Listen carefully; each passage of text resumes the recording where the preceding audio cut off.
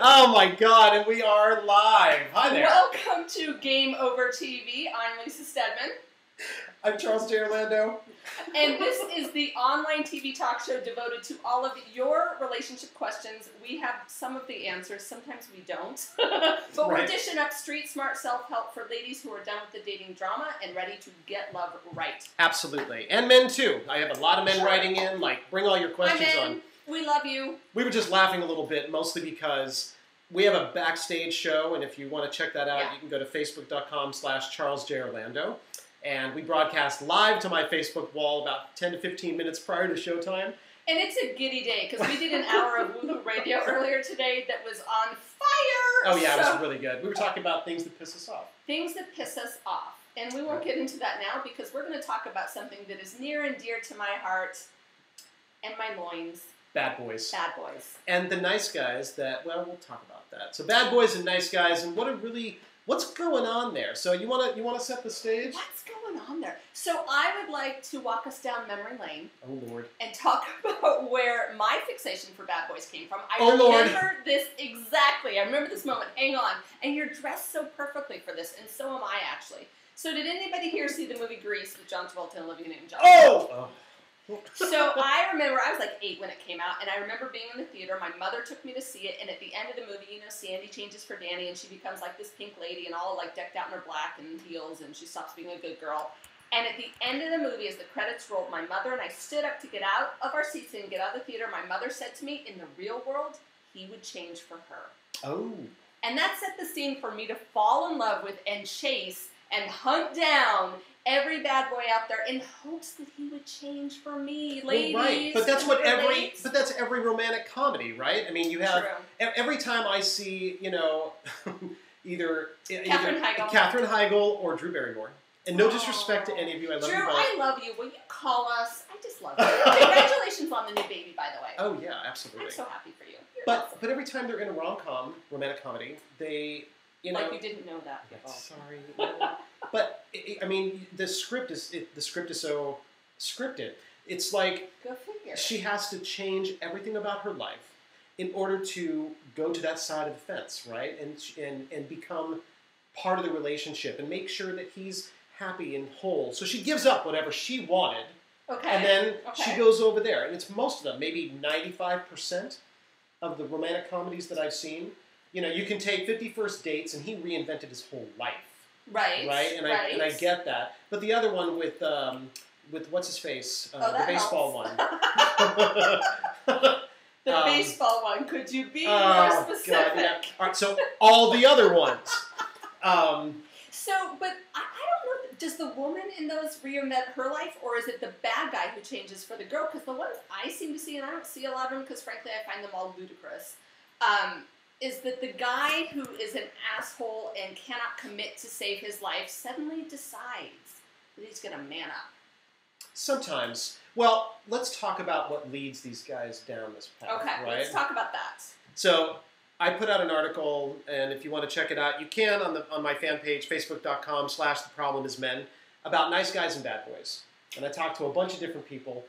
Psychiatrists, a bunch of women who were addicted to bad boys. I love you. You quoted Carol Lieberman, and I really like her. She had a whole book on bad boys, how we love them, how to live with them, when to leave them. Right. Well, I mean, because bad boys are kind of like the mopeds of dating, right? They're super fun to ride, but you never want to be seen long term with one. Eventually, you need something that gets better gas mileage. So road rash. Right. Not so fun. Really?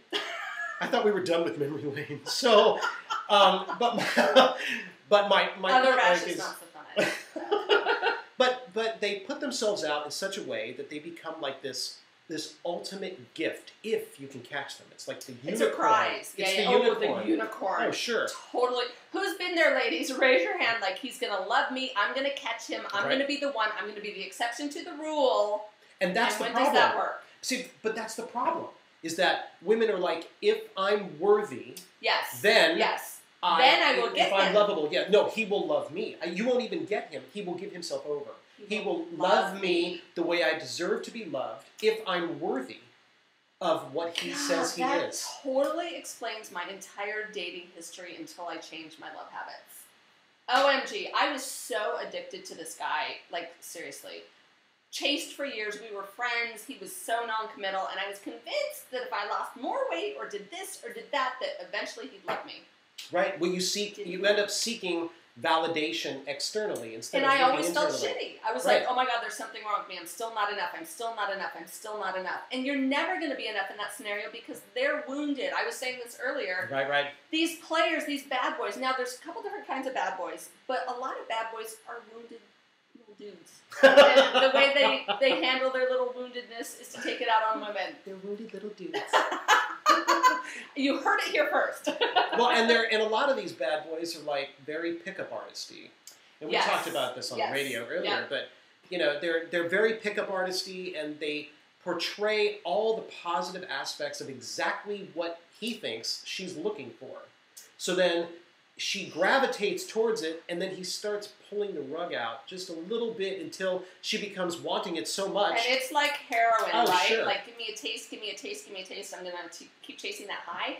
And then he feels trapped. But then he feels trapped, and he's like, oh my God, you're so clingy. Like, I don't roll this way, and then he's out. And then he's out. The worst. I've so been there. See, but what hooks women into this pattern, right? So low self-esteem. Well, there's there's Just three living things. the dream that doesn't exist. Great sex. Great. Oh, yeah. Right. Yeah. We talked to a bunch of people. I mean, you can survey it. If you're a woman who's ever been involved with a guy who, you know, runs this way, like somehow these guys are always great in bed. But you know, part of why they're great in bed is because there's a chase still going on. Like, I think some of the hottest sex I've ever had pre-marriage, because the hottest sex I have is with my husband. Let me be clear, he's my rock, and he rocks my world, and he's a nice guy. But some of the hottest sex before that was with men that I didn't know where they were coming from. So it was sexy. It was unspoken. It was like, ooh, there's still a chase, even though we're in bed. There's a chase going on.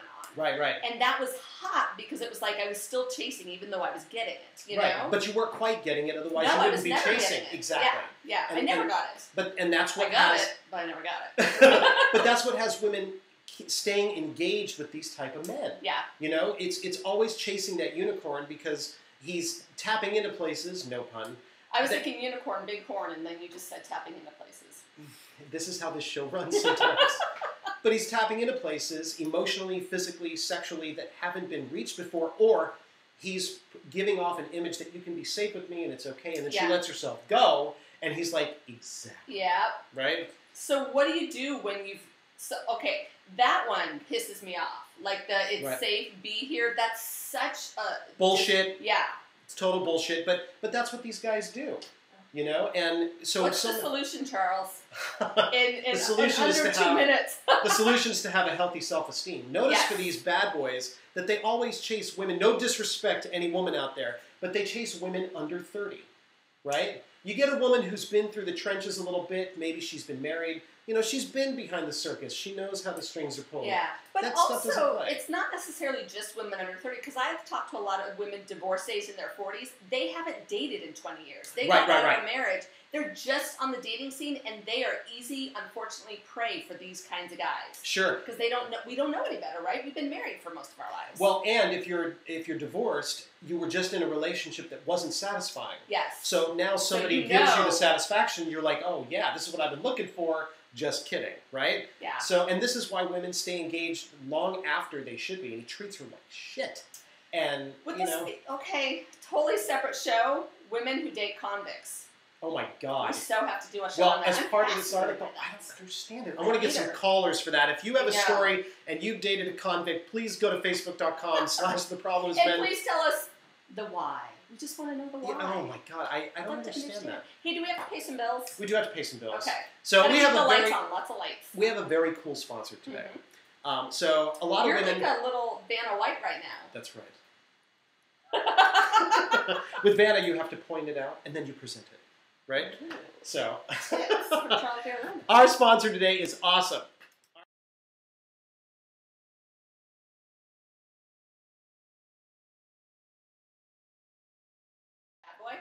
right? But And it's it really not is. Bad Boys. What is it? And no, it's so rebel316.com is what you just saw back there. I know we had a minor audio glitch that just happened.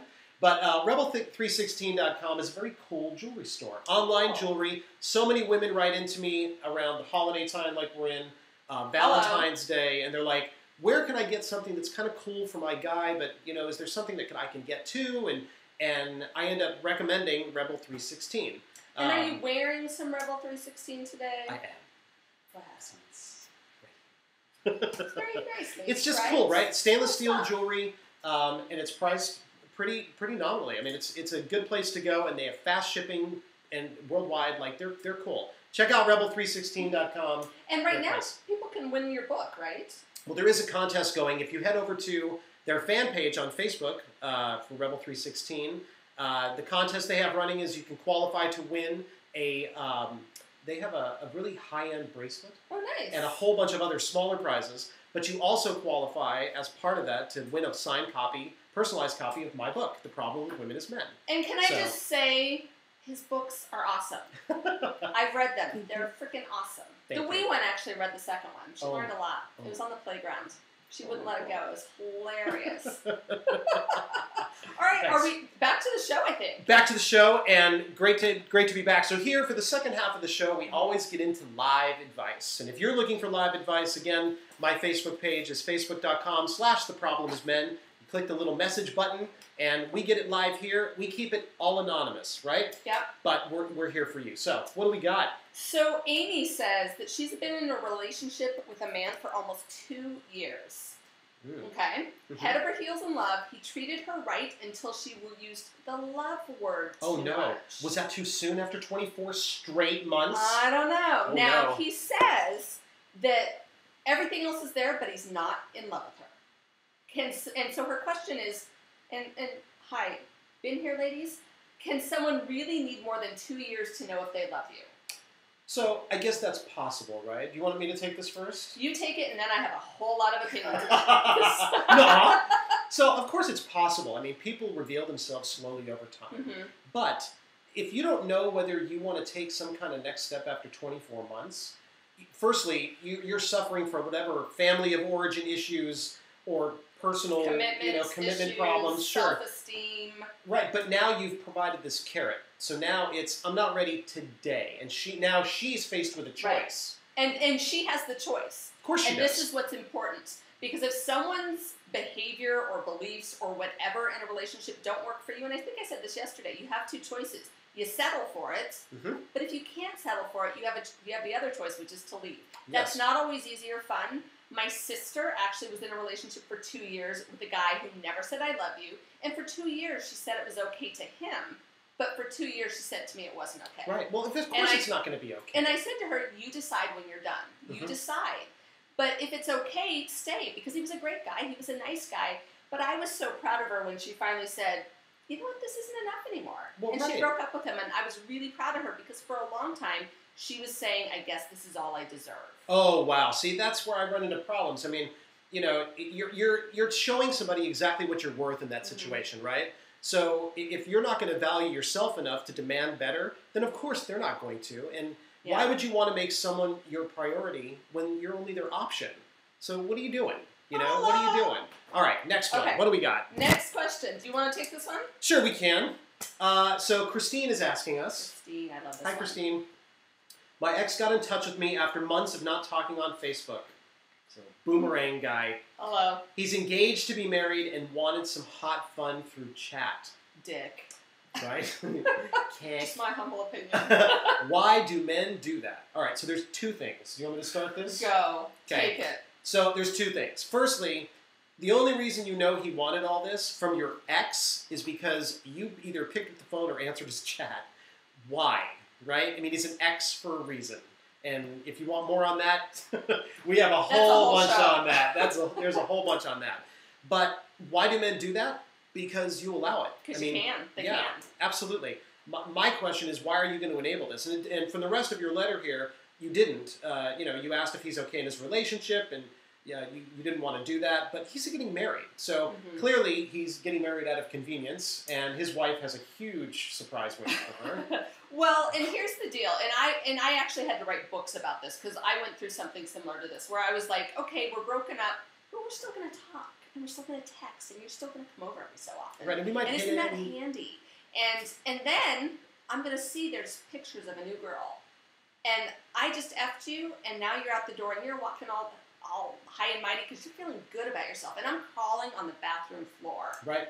So it works for them. If it doesn't work for you, move on. And re-engaging with your ex is just a bad idea, period. Oh, totally. Well, they're an ex for a reason. Yeah. You know, and it's not going to all of a sudden straighten itself out because it doesn't work that way. Now, if two people go away and they change the dynamics of the relationship... But two people have to change. Yes, they do. Not just one. And they don't have to be engaged, right? Because that shit's not going to work. You know? Oh, my God. Please do the next one. Oh, the next one. Thank you. Okay, so Leanne says, I was dumped by my boyfriend. He became distant and didn't call, text, or see me. Then out of the blue, a text message says I was a great girl, but something wasn't right in the relationship, and it was all him, not me. But I had to be something I'd done, right? Leanne, no. Wait, straighten that out. You got to paraphrase that one. Okay, so she got dumped. He didn't call or text. Then he texted to say he was a great girl, but something was wrong in the relationship. So she's saying, but it must have been me. Oh, right. So Leanne, maybe it was you, maybe it wasn't you, but this guy sounds like he has commitment issues, and it sounds like he was not committed to you, so do you want to settle for that? Right. The right guy is not going to pull that crap. No, he's not going to. I mean, that leads me down the path of, like, hot and cold, right? Hot and cold. Okay, talk about that. So my advice to anybody who runs into a hot and cold person is to get rid of them, okay? Not because it's their fault. Maybe they're great people. And not because it's your fault. Maybe it's the two of you together. It could be a billion things. But if they're here and then gone and then here and then gone and they can't make up their mind, like they have their own shit going on, right? So nothing you do, say, portray, invest in, whatever, is going to change that situation.